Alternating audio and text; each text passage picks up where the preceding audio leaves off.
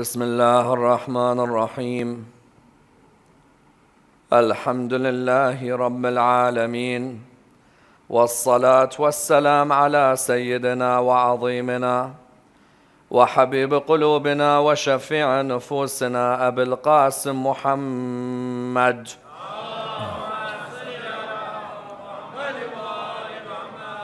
وعلى أهل بيته الطيبين الطاهرين وأصحابه الغر الميامين.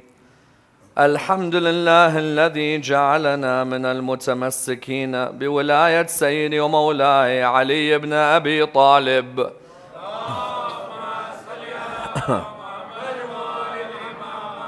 الحمد لله الذي هدانا لهذا وما كنا لنهتدي لولا أن هدانا الله. أما بعد، يقول الله في كتابه الكريم: بسم الله الرحمن الرحيم، لا إكراه في الدين. The first of our salawat in honor of Rasulullah Muhammad sallallahu alayhi wa alihi wa sallam.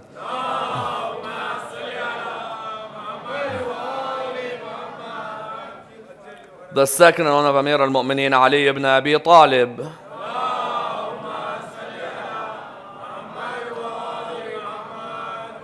The third with your loudest voices in honor of the Imam of our time, Imam Sahib al-Asr wal-Zaman.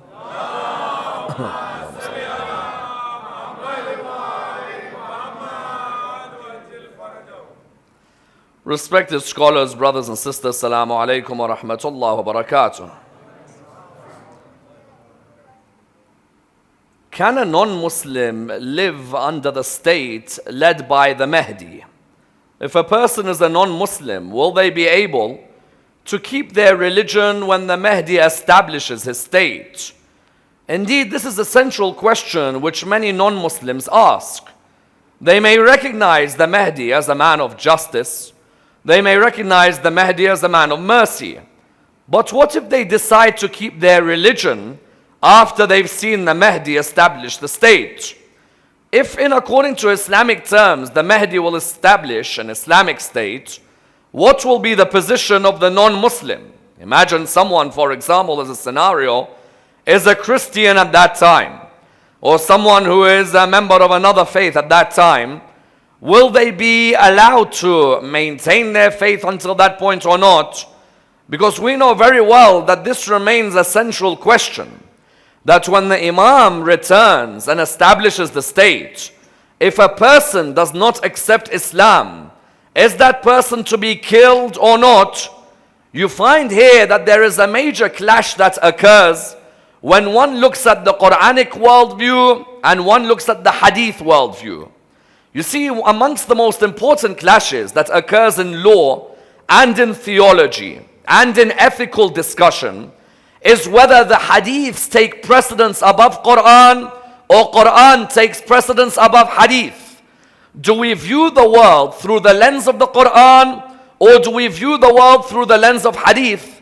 Some will say you should view the world through the lens of Quran, because at the end of the day, the Quran is the divinely inspired word, whereas the hadith is that which is narrated from fallables. Therefore, you find that the Quran centrists, they will formulate their understanding of the state of the Mahdi according to the ayahs of the Quran. They say if an ayah of the Quran is used as a principle, that is the principle that we will use when answering this question.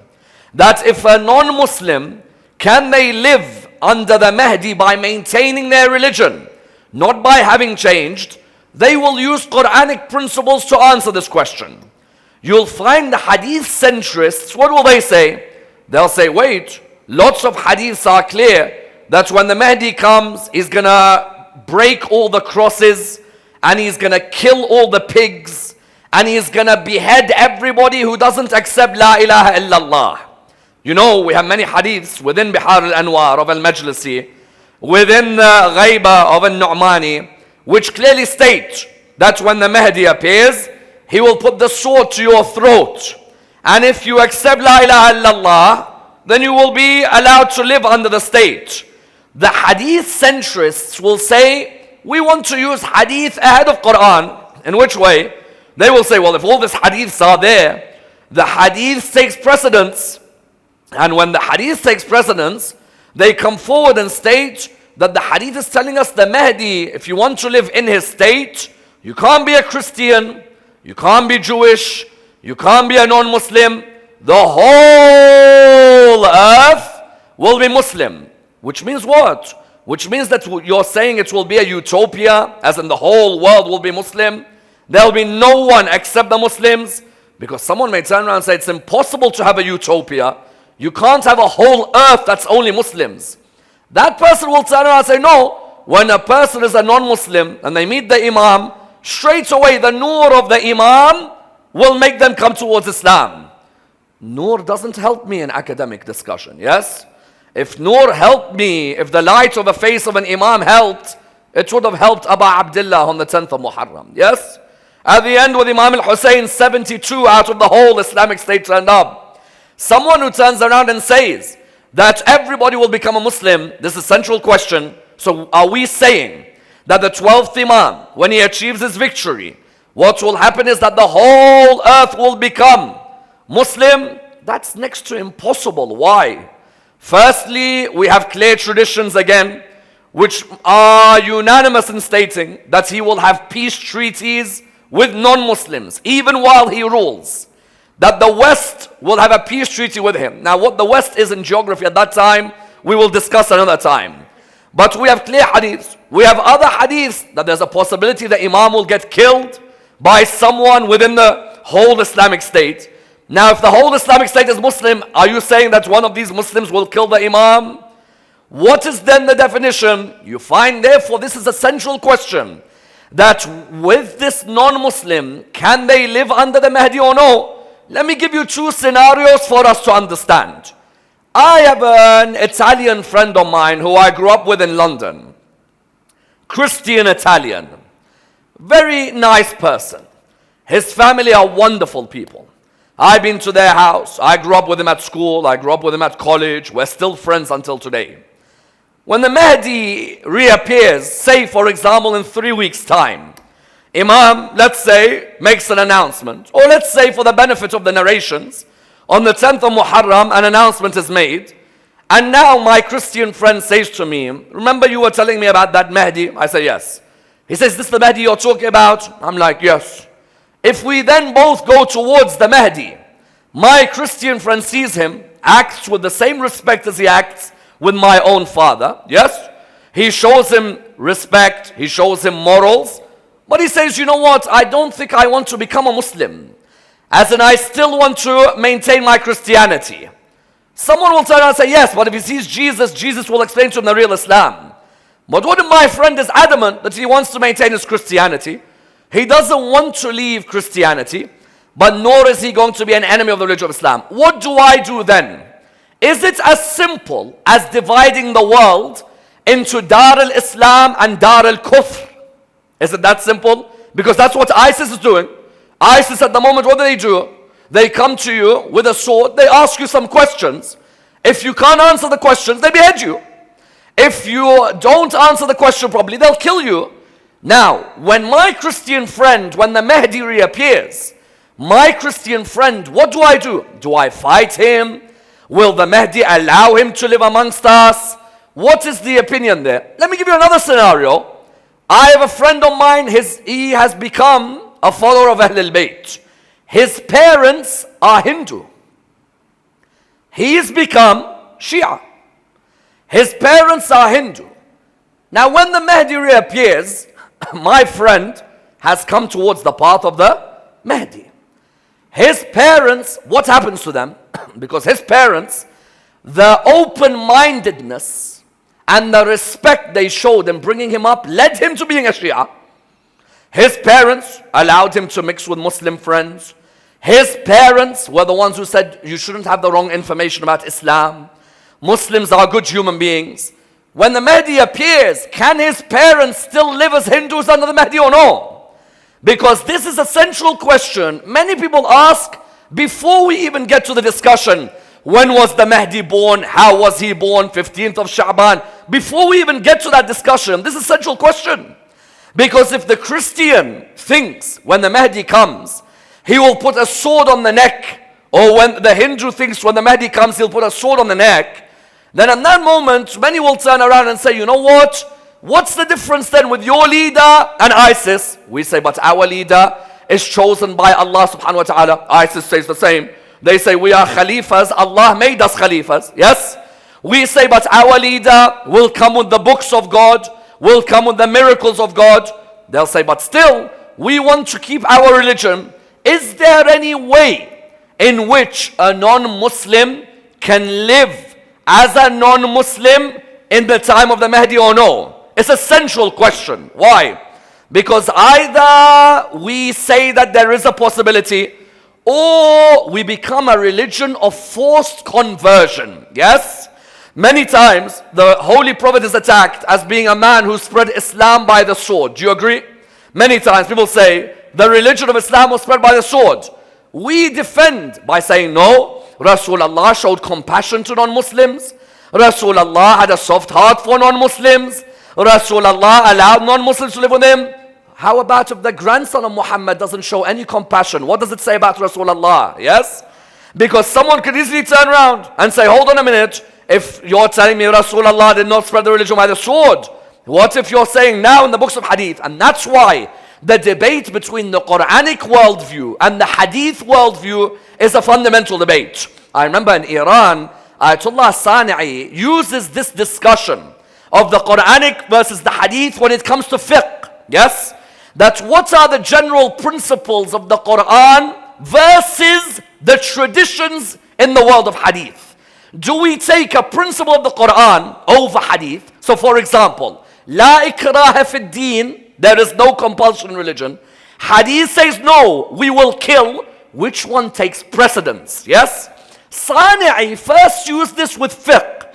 That when you come to a fiqh ruling, if there is a verse of the Quran saying one thing and a hadith saying another, do you have a worldview which is Quranic or a worldview which is hadith?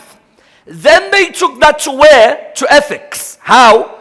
For example, there is a hadith that says, curse the enemies of Ahlul Bayt wherever they are. Yes? It says curse, not la'nat, sab. Yes? Do sab of the enemies of Ahlul Bayt wherever they are. That's a hadith. There's a verse from the Quran that says what? Verse from the Quran says, ادعو إلى سبيل ربك بالحكمة والموعظة الحسنة وجادلهم بالتي هي أحسن. Verse of the Quran says, invite towards the way of Allah with what? With wisdom and with good words. And talk to them in that which is better. In ethics, do we take the Quranic worldview or the Hadith worldview? Hadith worldview is saying what? Do sab of the enemies of Rasulullah and Ahlul Bayt. Quran is saying invite towards the way of Allah in a good way with good words. Now that we've used Quran versus Hadith in law, in ethics, now we use it in history and theology. How?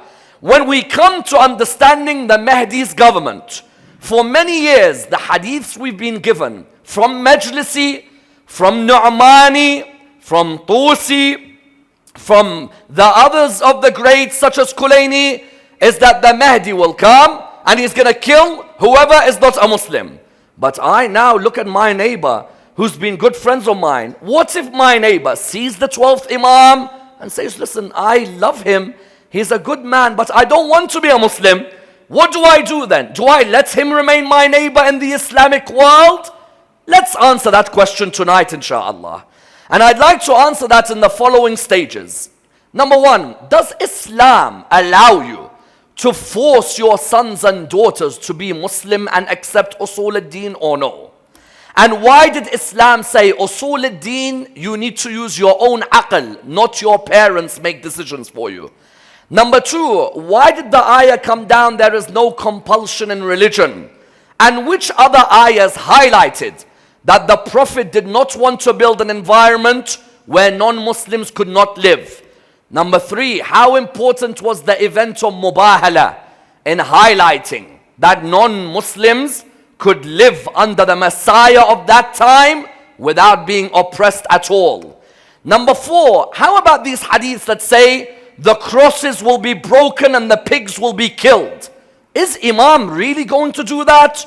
And is it fair to break crosses of people on another religion?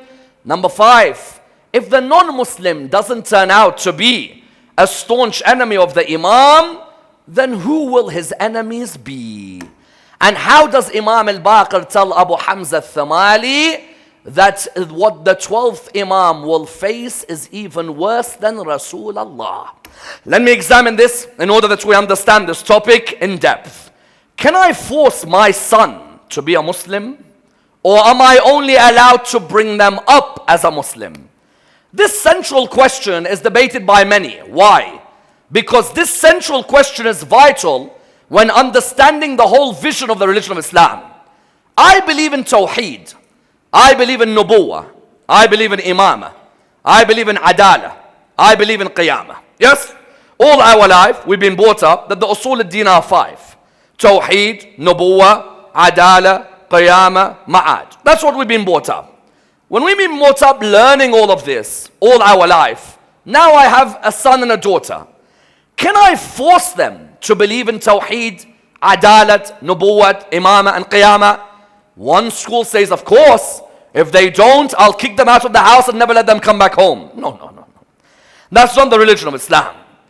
And when it comes to Usul al-Din, Islam was very clear. You can't force your children to believe in Imamah. They have to come to an understanding of Imamah through Aql and through Naql. What do we mean? Aql, using the intellect to understand Tawheed, using the intellect to understand Nubuwah, using the intellect to understand Imamah. Likewise, Naql, using the Quran to understand Tawheed, using the Quran to understand Nubuwah, using the Quran to understand Imamah. Someone says, what do you mean? My son comes to me and says to me, Dad, Imamah, prove it to me. Say, no, astaghfirullah, what do you mean prove it to you? You have to follow Imamah. No. Prove it to me rationally that I have to follow an Imam after Rasulullah. Yes? Rationally. Because Rasulullah is Khatam al-Anbiya. Why don't I just follow Rasul and finish? Prove to me through Aql and Naql that I have to follow an Imam after Rasulullah. Aqliyan, how will I prove it? I will say to my son, the Holy Prophet only had 23 years to explain the Quran. Yes? There is no way in 23 years you can explain every precept of the Quran. You will protect the revelation, but after you there has to be Imams who protect the interpretation of the Quran. Yes? That is the aql that Rasulullah could no way have left the Quran for these people who 20 years earlier were worshipping idols. Yes? I'm not going to leave the Quran in their hands. I have to leave the Quran in the hands of someone I raised with my own hands. Someone I fed, I clothed. Someone who smelt revelation when Jibreel used to come. Aqliyan. Naqliyan, the Quran makes it clear. Ya ayyuhalladhina amanu, ati'u Allah wa ati'u Rasul wa ulil amr. Yes? Obey Allah, obey the Prophet, and obey the leaders from amongst you. Why did Islam say Usul al-Din cannot be forced on? Usul al-Din must be understood. Because someone who's forced to believe in Imamah, the moment you give him an argument against Imamah, his iman becomes shaky. True? If now someone is forced to believe in Imamah from a young age, Dad, why Imams? Astaghfirullah, don't ask. Dad, all I want to know is about the isma of the Imams. Don't ask, haram. That one on the internet one day, 8 o'clock in the evening, goes on a forum. If they give him an argument against Imamah, which he can't answer, his faith becomes shaky. Yes? The one who has engaged in dialogue, rational debate and discussion, when you question him on Imamah, he's got bullets to give back to you about Imamah. Yes? He'll answer you one after the other. Islam didn't want a religion which was a religion which had followers who were blind followers. Islam wanted a religion where the people done rational, discursive inquiry before they come to their conclusions.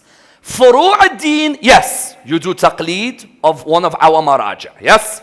In Furu' ad-Din, for example, Salah, Sawm, Hajj, if you finished Islamic law, you don't need to do taqleed, you're a mujtahid. If you haven't finished, then you need to do rationally follow someone who has studied these books. That's in Furu'. Usul, there is no taqleed. Usul, you go out yourself and learn the religion. Otherwise, if you do taqleed in usul al-din, what do we end up with? We end up with people who are weak in their iman, people whose knowledge is very basic. They only follow Ahl al-Bayt because of their dads and dads and dads. If his mother was called Fatima, he was Shia. But equally, if his mother was called Aisha, he'd be Sunni. And if his mother was called Mary, he'd be Christian. And if his mother was called Elizabeth, he'd be Jewish. And if his yes, that person, if you threw him in the right family when the bird threw the baby down, he would have just followed that family. Islam didn't want you just to say, I follow this religion because my mother and father. Islam wanted rational discourse and inquiry. And that's why Rasulullah, when he came, one thing he never wanted to do was force Islam down the throats of the people. Yes? Rasulullah didn't care about the quantity of Muslims. He wanted the quality of the Muslims. Yes? Do you know, when he first came to Arabia, there was no intention, I'm going to force Islam on you, even though he is the prophet of the time, the awaited Messiah, the man who people had been waiting for since Nabi Isa said, after me Ahmed will come. When he first came, he never shoved Islam down people's throats. No. He came, he gave the message, he done a dinner for his family, Da'watul Ashira. He invited them, come home. When they all came home, at that moment, they sat down with him. And when they sat down with him, he said to them, have I ever lied? No. Have I ever been untrustworthy? No. Then if I were to tell you that I am the prophet of God, would you believe me or not? Some believed in him, like Amir al-Mu'mineen. Others, like Abu Lahab, made fun of him. The Quran revealed the ayah. قُلْ يَا أَيُّهَا الْكَافِرُونَ لا أعبد ما تعبدون ولا أنتم عابدون ما أعبد ولا أنا عابد ما عبدتم ولا أنتم عابدون ما أعبد لكم دينكم ولي دين. Oh disbelievers, you don't worship what I worship. I don't worship what you worship. You have your religion, I have mine. Then the Quran would repeat this in another verse saying what? فَمَنْ شَاءَ فَلْيُؤْمِنْ وَمَنْ شَاءَ فَلْيَكْفُرْ. Whoever wants to believe, let them believe.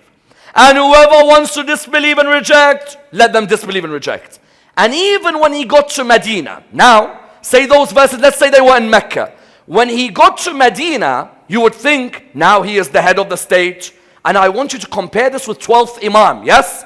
He's the head of the state. Now this state should be all Muslims. There's Christians in Medina. There's Jews in Medina. What do? I've got many soldiers, yes, at the beginning a few hundred, a few days later 700, a few years later 5,000, a few years later 10,000. These soldiers of mine can kill anyone, yes? I can go to every Christian house now. I get their cross, smash it. If they're eating haram, hit them. And I say to them, I am al-Mahdi. My name is the Prophet. And if you don't believe in me, I will kill all of you. That's Rasulullah. When Rasulullah came, the first verse he made clear in Surah Al-Baqarah, because you know Surah Al-Baqarah was one of the first surahs to be revealed in Medina. Yes? La ikraha fid din. There is no compulsion in religion. Why?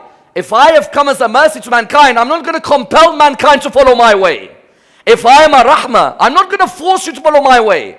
The Holy Prophet, when he came to Medina, he made it clear. There is absolutely no compulsion in religion.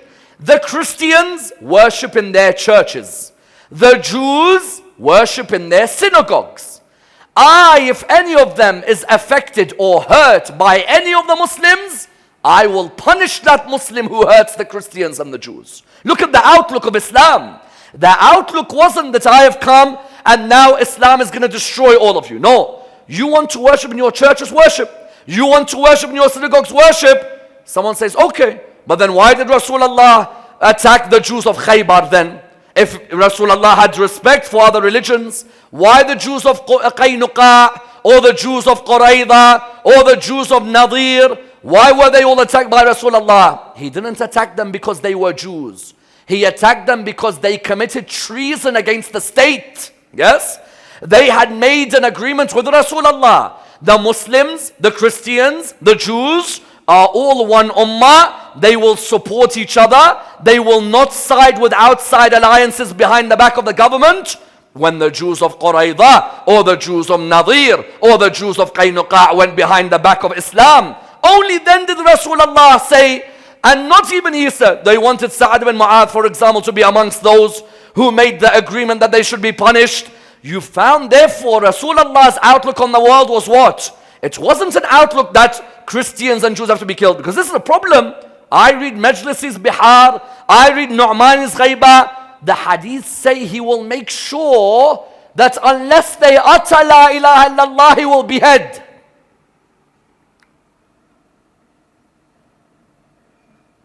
It's a problem. Okay, you keep these hadiths at home in our libraries. We keep them, let's say, in our hawza. We don't show them to the world. What do we tell our colleagues at work? We tell our colleagues at work, Islam is a religion of peace. True? How many of you have said that? Islam means peace. Which peace? As one comedian once said, they say to me, Islam is a religion of peace. A peace here, a peace there, a peace everywhere.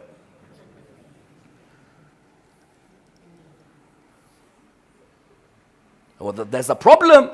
Because when I'm reading the hadith, what do the hadiths tell me? Kill, kill, kill. When I'm reading Quran, what does Quran say? Quran says, La ikraha fi din. Quran says, فَمَنْ شَاءَ فَلْيُؤْمِنْ وَمَنْ شَاءَ فَلْيَكْفُرْ. Quran says, قُلْ يَا أَيُّهَا الْكَافِرُونَ لَا أَعْبُدُ مَا تَعْبُدُونَ. Quran says, إِنَّا هَدَيْنَاهُ السَّبِيلَ إِمَّا شَاكِرًا وَإِمَّا كَفُورًا. Now I see with the hadiths on the Imam, the hadith. So now the Holy Prophet, what happened? When he conquered Mecca and when the Islamic State was established, what took place? What took place at that moment was that all the tribes around Arabia who were not Muslim had to come and see him. Please understand this delicate point. These tribes were living in the state. Now they had to come and see him. Some of them had never met him. All they knew was that 2 years before he died, yes, only 2 years before he died, he's 61 years old, they came now to meet him. When they came to meet him, the first of them that came were a group of Christians, yes? They were from Najran, Yemen. When they came, they knew that, listen, Muhammad is the head of the state. Can we still be Christians under him or no? Or are his companions, the Sahaba, going to put a sword and kill us? They came to the Holy Prophet. When they came to the mosque, the Holy Prophet wasn't there. Who was there? Abdul Rahman bin Auf and Uthman bin Affan. They came, they said, where is Rasulullah? Where is Muhammad? At that moment, the two of them said, we don't know. Go and ask him. Imam Ali ibn Abi Talib was sitting down. They came to the Imam. They asked him, where is Rasulullah? Where is Muhammad? At that moment, the Imam, what did he say? He said, he's not here at the moment. You want to see him? They said, yes, we are the Christians of Najran. We know the state is a Muslim state. Can we live under Islam or no? Or do we have to become Muslim? Imam said, the clothing you have come in is not the clothing of people of religion.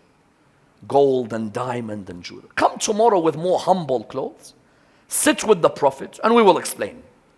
They came the next day. The Prophet was sitting down. They came. They said to Muhammad, we want to ask you some questions. He said, go ahead. They asked him a series of questions. Then they looked at him and they said to him, what is your opinion about Jesus? He said, we believe Jesus is a prophet of God. He said to them, what's your opinion about Jesus? They said, we believe he's the Son of God. He said, why? He said, because he had no father. Yes. And so he must be the Son of God. Quran replied, إِنَّ مَثَلَ عِيسَى عِنْدَ اللَّهِ كَمَثَلِ Adam. The example of Jesus in the eyes of God is the same as that of Adam. Adam had no father. Adam had no mother. So who should be the Son of God? Adam or Jesus? Yes? Did they accept? No.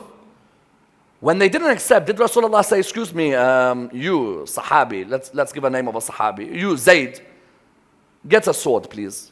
Capture all these Christians because they don't believe in me as the leader. Capture and kill them one by one. Okay, good, they're dead.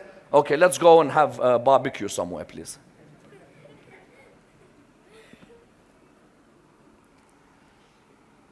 He looked at them and he said, they said to him, listen, we're not convinced. Rasulullah is sitting in front of you. They're not convinced. The Holy Prophet said, are you willing to enter a mubahala with me? They said, what do you mean? He said, are you willing to bring your sons and I'll bring my sons? You bring your woman, I'll bring my woman. You bring your nafs, I'll bring my nafs. And we ask Allah to send His curse, His la'nat, let's say, on the ones who are disbelievers. They said, yes, we'll do that. They went back. The Sahaba heard the ayah, فَمَنْ حَاجَّكَ فِيهِ مِنْ بَعْدِ مَا جَاءَكَ مِنَ الْعِلْمِ فَقُلْ تَعَالَوْا نَدْعُ أَبْنَاءَنَا وَأَبْنَاءَكُمْ وَنِسَاءَنَا وَنِسَاءَكُمْ وَأَنفُسَنَا وَأَنفُسَكُمْ ثُمَّ نَبْتَهِلْ فَنَجْعَلْ لَعْنَةَ اللَّهِ عَلَى الْكَاذِبِينَ. You bring your sons, Quran says, we'll bring our sons. This is an order. This is an order in Islam 1.5 years before Rasulullah dies.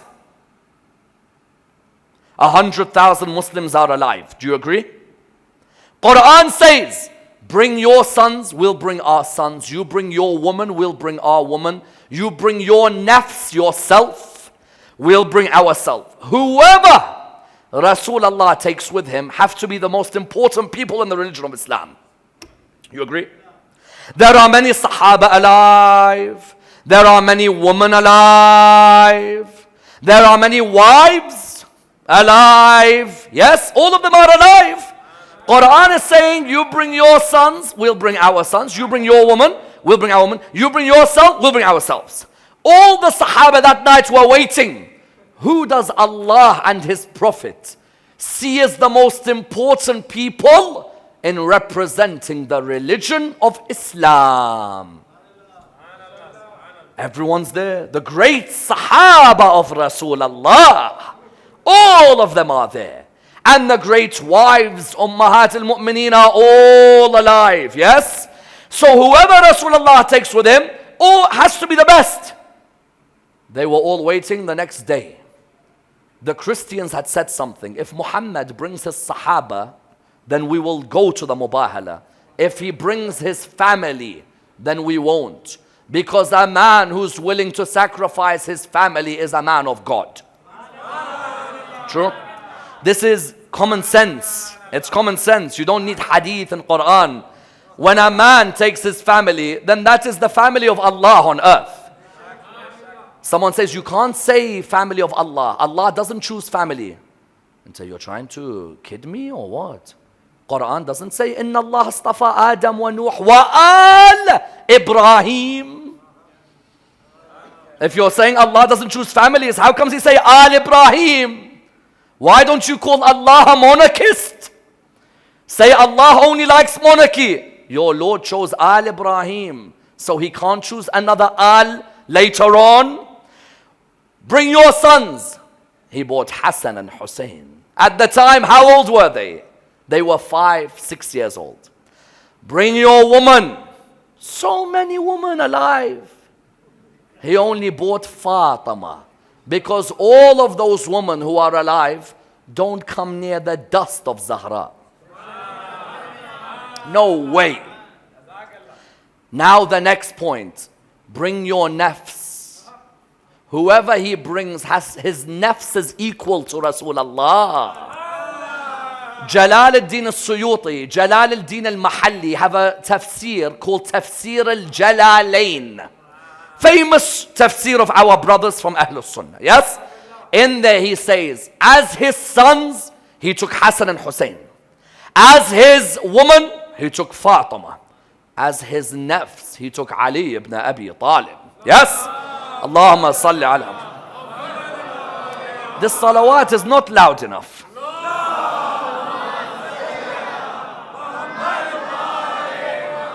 A second salawat in honor of Fatima al-Zahra.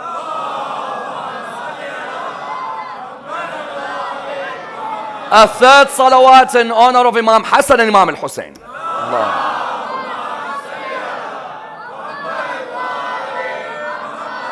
What happened? He took them. When he went there, the Christians were there. they saw Salman, he prepared the tent. Because Salman is from Ahl al-Bayt. Fatima, Hassan, Hussein, Rasulullah, Imam Amir al-Mu'mineen, the Christians looked and they said, we will not enter a mubahala with these five. Why? The amount of nur that shines from their faces. If it told a mountain to move, the mountain would move from its position. Yes? No doubt. What then happened was important. The Christians said, Muhammad, we don't believe you're a prophet. We don't want to enter a mubahala. You are on your way. What do we have to do to live under your state? Did Rasulullah say, I'm sorry, this is Islam, we have to kill all of you? No. He said, what you have to do, you have to pay a jizya because now you are a dhimmi. A dhimmi is a non-Muslim living in the Islamic land. They pay a tax. In the months of Rajab and Ramadan, Shahr Ramadan, they would give from their clothing to the poor. That's the tax. Today in Uganda, if I live in Uganda, or I live anywhere in the world, if I live in the country, there's some taxes I pay. Doesn't mean they change my religion, but out of respect for the country, Rasulullah set a principle there, that although Islam is my religion, those Christians can still worship in their churches. I will not be unjust to them. And now that they pay the jizya, listen to the condition. Now they pay the jizya, every Muslim has to defend them from outside forces. Every Muslim has to defend them from outside forces. But Ya Rasulullah, Christianity is not your religion, it's Islam. My religion is called humanity. Yes? That's my religion. Islam, I wish they knew what I'm offering them. But if they don't, and they love Nabi Isa, they love Nabi Musa, they love Nabi Dawood, they love Nabi Ibrahim, then let them follow those prophets of Allah subhanahu wa ta'ala. That principle therefore was set. And that's why when they asked Imam al-Sadiq, salawatullah wa salamu alayhi, Abu Basir asks Imam al-Sadiq, and this is narrated in Nu'man's Ghaiba and narrated in Majlisi. Now someone says, hold on. Let's see, is there a contradiction in the hadith or no? Abu Basir asks Imam al-Sadiq, Imam, when Al-Qa'im rises, yes, when the Hujjah rises, will he live in Sahla until the end of his life? Masjid al-Sahla in Kufa, yes? The Imam replies by saying, yes, until the end of his life. He said, what is the position of non-Muslims in his government? He said, like Rasulullah, they will be dhimmis, they will pay a certain tax towards the state. Yes? Someone says, but how comes we have a contradiction in the hadiths? One hadith is saying the non-Muslim will be killed. The other is saying they can live as dhimmis in the state. Well, if someone is not a Muslim or a Muslim and they are causing trouble to the future of justice, then they are going to be fought. Yes? Not the future of Islam. Future of justice. Because a Muslim can be as much trouble to the future of justice as a non-Muslim. True? So therefore, those hadiths which say that the Mahdi will... Yes. If now there are Muslims and non-Muslims who are opposition to the future of justice. Ali ibn Abi Talib in Nahrawan, he was fighting this person. Dhul Fiqar trapped the person's sword. He had both swords. The person looked at him, he said, they say Ali ibn Abi Talib does not reject when someone asks him something. So Imam said, yes. He said, give me my sword back. Imam said, here. Which man gives the sword of his enemy back? At that moment, the man says, I want to join Ali's army. He said, no, join the army of justice. Not Ali. Join the army of justice. Imam al-Sadiq tells Abu Basir, those non-Muslims can live under Imam al-Hujjah. Yes. Maybe they'll become Muslim when they see Nabi Isa with Imam al-Hujjah. Maybe Nabi Isa will explain. Maybe not. Maybe not. But the reality was what? Ahl al-Bayt will not massacre you just because you have not joined them. You're the one losing out on not joining Al-Muhammad, not them. As we say, Ali ibn Abi Talib is like the Kaaba. You go to it, it doesn't come to you. Imam al-Hujjah is like the Kaaba. you go to Imam al-Hujjah. He doesn't come to you. You want to benefit from the spirituality of Imam al-Hujjah? Take him on. You don't want to, and yet you can be a good human being, then you are welcome within the state. Therefore, you found that the principle was set, that Al-Muhammad made it clear. Under the Mahdi, Imam al-Sadiq. Someone says, well, what about the hadith that says they'll break the crosses and they'll kill the pigs? If the crosses, Nabi Isa has come and he has said that I did not die on the cross, for example, and I did not tell you to eat pork, that person who purposely puts out a cross and purposely wants to spread the cell to hurt Nabi Isa and to hurt Imam al-Hujjah and to hurt the laws of the state. Yes, every state has laws. Every state has laws. And now in Uganda, there are laws I have to observe. I can't just turn around and say, I don't want to observe these laws. If I'm purposely doing things to hurt the state, that's a different story. Yes? But if I'm a person who's living humbly in the state, like the Christians of Najran of Yemen, they lived as good humans in the state. Rasulullah didn't say kill them. He said let them continue. They used to have a church called Ka'bat Najran. He let them continue worshipping in the church, even though he was the Messiah of God. Likewise, his grandson. Question: so if his grandson is going to allow non-Muslims, say, to live in the state, does that mean the non-Muslim's heart is black, that he doesn't accept the Hujjah? No. Sometimes Allah will guide you in that moment. Maybe He'll guide you a year later. Maybe 10 years later. Maybe your children will be guided. The main thing is that you're a person living in tolerance and respect of the laws of the state. Therefore, who then will be the enemies of the Mahdi? If the non-Muslim is allowed to live as a dhimmi within the Islamic state, then the question arises, who's going to be the enemy? You find, subhanallah, subhanallah, Abu Hamza Thamali, the famous narrator of the dua Abu Hamza we recite, he says, fifth Imam said to me that the Mahdi will find more problems with his people than Rasulullah. The non-Muslim, no, his own. He said, how? He said, Rasulullah dealt with people who worshipped stone, wood. The Mahdi's enemies will be those who believe in Quran and debate his opinion on Quran. Hold on. Are you telling me that there will come a point where some of Mahdi's own people will question his ilm on Quran? May Allah never show us that day, that we come to question the Imam of our time. There is a hadith which says what? When he comes to Kufa, 16,000 of the Batriya. The Batriya are a sub-sect of the Zaydi Shia. Yes? The Batriya are those who may not necessarily have opposition to the first three Khulafa. In contrast to the Jarudiyya, the Batriya, 16,000 of them will debate him on the Quran. People with beards, marks of sujood in Kufa. They'll debate him and they'll say to him, go back to where you came from, O descendant of Fatima.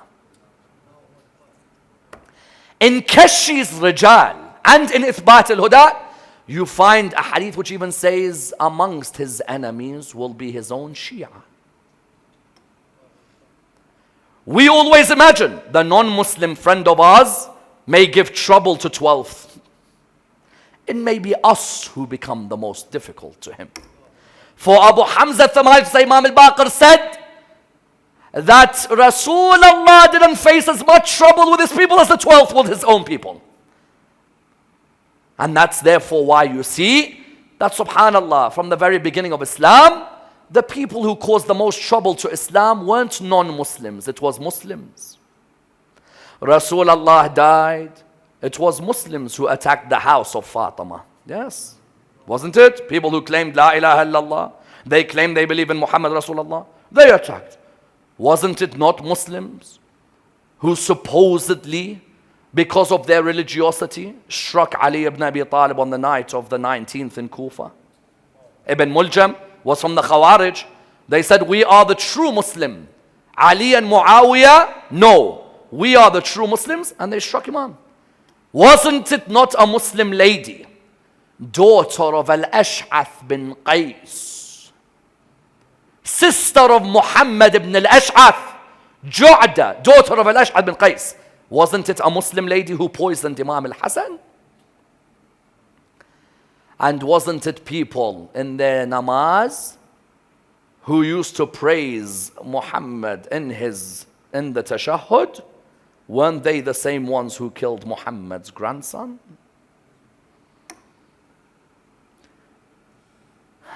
On the 9th year after Hijrah, Rasulullah took Hassan, Hussein, took Fatima, took Ali, and he took them, and they represented the religion of Islam.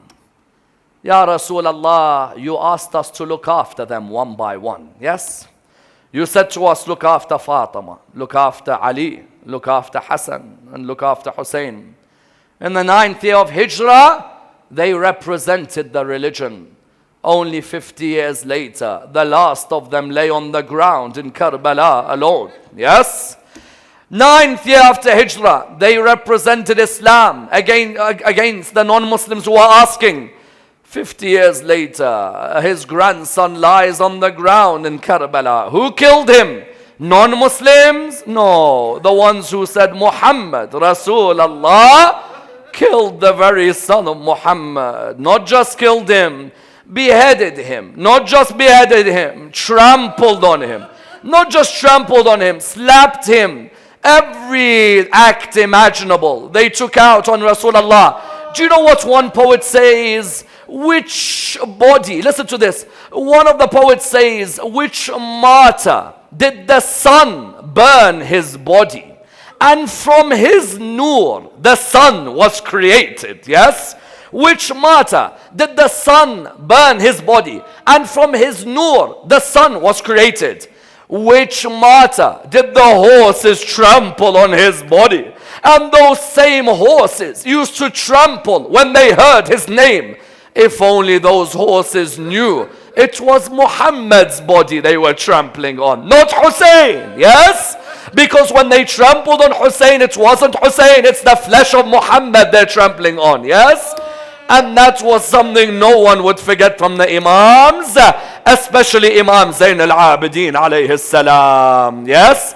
Years after Karbala, Imam Zayn al-Abidin was passing away, the poison had surrounded his body. Imam al-Baqir narrates, he says, when the poison surrounded the body of my father Zayn al-Abidin, he said, I laid him on the mattress, and then when I laid him, I hugged my father. Yes? When your father's dying, you try and hug your father. Those of you who've seen your father die, those moments are difficult when you see your father die. Yes?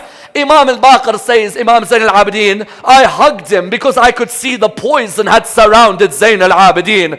So he says, as soon as I hugged him, I saw my father cry in a way I've never seen him cry before.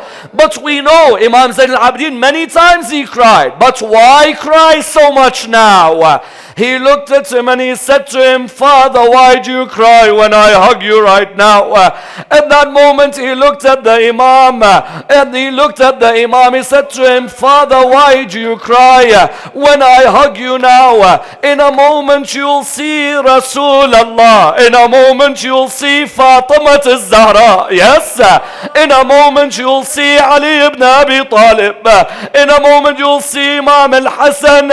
In a moment you'll see Imam al-Hussein. Oh Father Zayn al-Abidin, why do you cry when I hug you? Listen to the reply. He said to him, oh my son Muhammad, I cry because when I am dying, you are on my chest. Whereas do you know who sat on the chest of my father Abu Abdullah? I had to see shimmer on the chest of my father. and I wasn't able to go and support my father. Listen to the next line. I beg all of you, listen to this line. Imam al-Baqir says, I washed the body of my father, Zayn al-Abidin. Allahu Akbar. He said, when I washed the body of my father, I saw 2 marks on the body of my father. Which marks? He said, the first mark I saw was on the back of my father. Yes. He said, I knew that mark. That mark was the mark of the food he used to carry to the poor in the middle of the night. But he said the second mark I couldn't believe was still there. There was a mark on the neck of my father. I couldn't believe that since Sham, the mark 34 years after Sham of the chains of Yazid was still on the neck of Zayn al-Abidin. Inna lillah wa inna ilayhi raji'un. We pray to Allah subhanahu wa ta'ala to raise us with the Imam of our time, Imam Sahib al-Asr wal-Zaman. اللهم إنا نرغب إليك في دولة كريمة تعز بها الإسلام وأهله وتذل بها النفاق وأهله وتجعلنا فيها من الدعاة إلى طاعتك والقادة إلى سبيلك وترزقنا بها كرامة الدنيا والآخرة. اللهم ما عرفتنا من الحق فحملناه وما قصرنا عنه فبلغناه. Ya Allah, hasten the reappearance of Imam Sahib al-Asr wal-Zaman. Ya Allah, hasten the reappearance of Khalifat al-Rahman, Sharik al-Quran, Ka'bat al-Iman, Imami wa Imam al-Insi wal-Jan. We pray to Allah subhanahu wa ta'ala to restore peace in the Ummah of Muhammad and Ahl Muhammad. Ya Allah, remove the oppression that exists in all the lands, but especially the land of Iraq. Ya Allah, help all our brothers and sisters in the land of Iraq. We pray to Allah subhanahu wa ta'ala with the Surah al-Fatiha, but before it the loudest of your salawat.